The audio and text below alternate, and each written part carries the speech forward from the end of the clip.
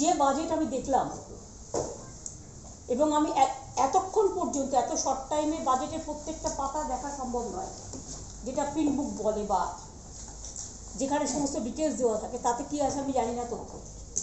এখনও সেটা আমার পার্লামেন্টে যারা মেম্বার আছে তারা বলবেন, এবং আমি যতদূর জানি তৃণমূল কংগ্রেসের বাজেট স্পিচ ওপেন করবে অভিষেক বন্দ্যোপাধ্যায়, সুতরাং ওরা বলবে ডিটেলসটা।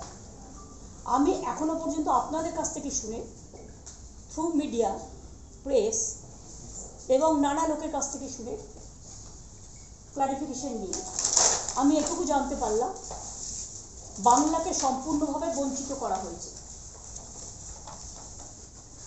বাংলা কারো দয়া চায় না, কিন্তু বাংলার সম্মান যদি বিঘ্নিত হয়, বাংলার মানুষ কিন্তু তখন গর্জন করবে, ছেড়ে কথা বলবে না।